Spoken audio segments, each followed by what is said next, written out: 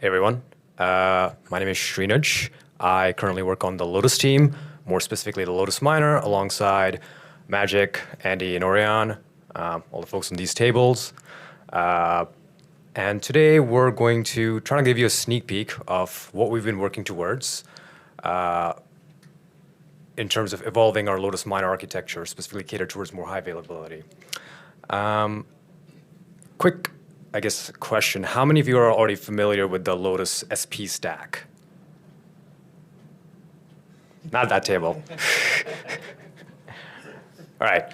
So I'll give you a quick primer on what the Lotus SP stack looks like. Today, the SP stack is fairly divided into like three pieces: the Lotus Daemon, the Boost, and Lotus Miner. Lotus Daemon is what syncs the chain, takes care of all the on-chain interactions, submitting messages, blocks. Boost, or the markets implementation, takes care of deal making, data onboarding, retrievals. And Lotus Miner, which is the focus of this conversation, does three primary things. Sealing of sectors. This is how you commit capacity. This is how you store data onto the network. This is how you gain power onto the network. The second, proving of sectors. This happens via your window post messages. This is how you continuously prove that this is the capacity you've stored on the network, or the data that you've stored is still being stored. This is how you maintain your power. This is how you not get slashed. And then lastly, and very importantly, like mining blocks, this is your winning post. This is how you earn rewards. This is how you earn your money. So those are the basic responsibilities of the Lotus Miner. Now, I'm going to give you, a brief history lesson of how we get to the point of where we're on the Lotus Miner today. Coming back to this is what the small SP setup looks like today. So when first built out, everything was just being done by a single Lotus Miner process. Obviously, we quickly realized that we would need more specialized worker processes to perform more intensive tasks like sealing window post. And that's where the sealing worker and the window post workers were born. The miner would receive your sealing tasks, would initiate your window post tasks, and then allocate them between these different workers. Now, with a small SP setup, this is a slide I stole from Magic from last year's Lab Week presentation. With a small SP setup, you're probably able to do a lot of the similar tasks on the same machine. So your AP, PC1, PC2, happening on the same machine, C2 window post, primarily because they just all require similar hardware profiles. However, as you start scaling your SP operations, taking on more storage and more power, you start having more dedicated workers and machines for each of these different task profiles. For example, you're probably going to start using window post workers with dedicated GPUs so that you're posting 100% of the time and not losing your power, not losing money as a result. Moreover, you're going to have a lot more workers and machines per task as well. So as you scale up your operations and scale up the number of workers you now have this problem of how do you actually allocate work between all of these machines and workers. And so how does that happen today in Lotus? Well, as our friends over at Venus pointed out, today we sort of use more of a push model, where the Lotus Miner, which has a very beefy scheduler, as I'm sure a bunch of you have noticed already, does all of the pushing of the work into the different workers that we have available to us. The scheduler on the miner actually does accounting for all of the resources. So that's the compute, storage, GPUs on each of the workers, and assigns the tasks roughly based on the worker profile and the task profile. This actually works pretty well at a small scale. However, as you start getting into the petabyte level of sealing, this is where it starts to break down. This is where it starts to become a little bit more unstable. The scheduler becomes less accurate at predicting the accuracy of and estimating workloads as well. Another big problem is that we have the miner right there becomes just a massive single point of failure. So if your miner crashes, your entire operation just grinds to a halt. not ideal at all. And so how do we get to this point? Basically, like the Lotus Miner was really meant as a reference implementation for the Filecoin network. In the early stages, it was just being built very quickly and incrementally, and didn't really account for the large scale a lot of the miners today are running at. However, it is the most used implementation out in the open today. And so that's where our focus on the Lotus Miner team has shifted to try to make that scale possible. And so that's what we're trying to fix now. And so what does that solution then look like? Well, you kind of already know the answer to that. We have to move to a pull model, as Venus already does, where workers who have a much better sense of their own resources and also their tasks in flight are able to pull tasks when they're ready to do so. As a result, making scheduling much more seamless and just resulting in a lot less issues just coming from the Lotus Miner scheduling. And our design of that kind of looks like this.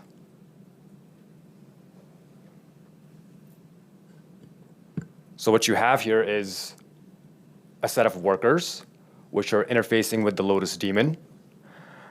These workers are then generating all of the different tasks, whether they be sealing tasks, window post tasks, sticking them in a database. We're basically going to use YugaByteDB for that implementation.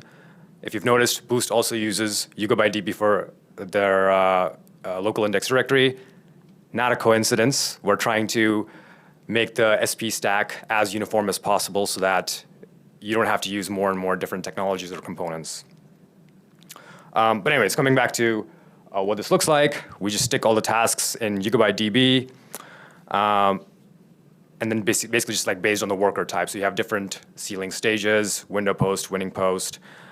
Each of them are going to have their own task set. Workers will then pull the tasks in the database to see what are the tasks they're configured to perform and what are the tasks that are currently available, and then basically just perform those tasks. You'll notice that the Lotus Miner is no longer part of this new architecture at all. And that's the whole idea, is that once you have individual workers that are able to do parts of the Lotus Miner's jobs, you don't need to have that behemoth anymore. You can just let the individual workers take care of all of those tasks. And so what are the benefits of this kind of a design? Well, it's a lot simpler, right? Anytime you have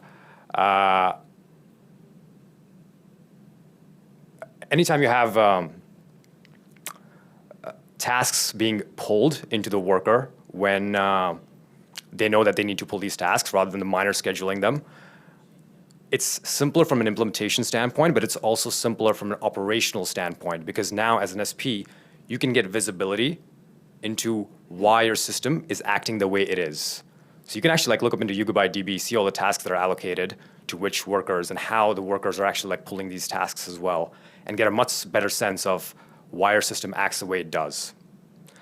Better scheduling, we've already talked about that. High availability, right? So previously in the Lotus Miner, in the previous architecture, if your Lotus Miner crashes, your entire system stops. In this system, you could have any of your worker processes crash, and your system just continues working, just because you have n-1 workers that will pick up the slack and continue working on the tasks, which, by the way, don't get lost because we stick them in an external database. And so with this sort of an architecture, you probably shouldn't even notice a difference if you have workers that go offline, workers that crash. It's a lot better for maintainability. And this is coming back to, I guess, some of the ideas around high availability, is that now that you don't need to worry about workers crashing, you can actually take your workers offline if you need to, which usually happens for maintenance purposes. You're replacing workers, you're doing software upgrades. You don't need to worry about doing a software upgrade and then worrying, oh, I'm not going to be able to make my window post, and I'm going to lose money as a result. You can just like do a rolling upgrade. You can just like take off machines for maintenance without having to worry about it. Without having to worry because you have like a number of other machines that can take care of the tasks, take care of your window posts, and continue on the work. And lastly, extensibility. And this is like fairly important. So let's say if you build out a sealing worker, which is able to seal things twice as fast, it becomes a lot easier to integrate with this new architecture than it does with the current Lotus Miner as it is. To integrate into this architecture, all you really need to do is interface with a database. That's about it, which has like fairly open information out there too. Instead of integrating with the Lotus Miner, which is full of minefields, which is basically a minefield, and essentially requires like a high touch from one of the Lotus Miner team members to be able to like integrate, like a sort of like a new sealing algorithm into the code base. Supranational being like a great example of exactly that. So that's what this new architecture like enables us to do there. Now, obviously, this is a huge change. Going from this to this just doesn't just happen overnight. It would also be like hard change to do operationally as a result as well. So how are we going to make that transition? Well, this is what this picture looks like. We're going to be running both models, old and new, simultaneously as we develop the new worker functionality. So on the right side, you have sort of your old architecture, your old model. On the left side, you have like basically like our new worker self-scheduling architecture. And our plan is to incrementally move pieces from the Lotus Miner from that right side across that dotted line into the left side. Common parts like the sector index, which was initially already part of the Lotus Miner, can be shared by both the Lotus Miner and also the workers. And those have already been like moved out. Yeah. And so that's how we plan to make the transition bit by bit from our old architecture to a new architecture. If there's ever problems with the, sort of like the new architecture, you can always switch back using some config into our old architecture as well. So our first step is to move window post functionality across this dotted line and provide basically robust, highly available window post workers. While everything else, like sealing especially, will still be managed by the Lotus Miner. And as I mentioned before, like the initial movement is going to be opt-in and managed by config. However, down the line, as we get more and more user traction and find that the new solution is much more robust, that's when you start deprecating things from Lotus Miner and our existing architecture. So that was sort of a sneak peek into what we're trying to do, what our new architecture looks like. Be really happy to get some feedback, questions, and concerns from you guys as to how you think this might work. How you think, if you think there's problems with it, please come to us and like let us know. But yeah, that's about it. So, any questions? Is the database a single point of failure? That is a good question. So, and let's walk through that, right? So you have, in our old model, you have the miner, that's a single point of failure. And in our new model, if you're only running a single instance of the database, which most of you will start off with a single instance, that can be a single point of failure as well. So how do we actually fix single point of failures? Well, you basically just like run things in redundancy, right? You run like multiple of those things. It is a lot easier to run YugaByteDB with redundancy just because a lot of that is already built into the software. It is much, much harder to run Lotus Miner with redundancy today as it's structured because there's just like a lot of coupling between the miner and the daemon and also like the miner and the workers. And so in that sense, far, far easier to remove that single point of failure from YugaByteDB than the miner. I think I have one question. Like if you can go to the next slide. Previous slide.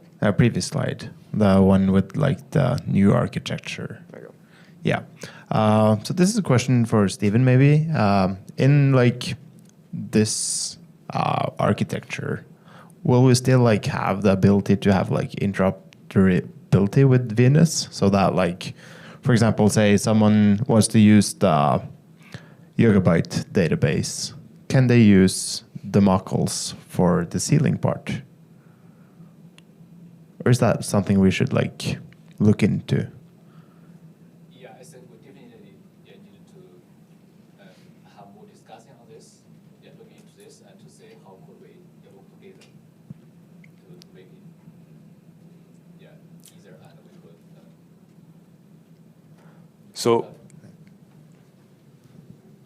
I think we could work together on this and to make this is because if there we can also split as I just mentioned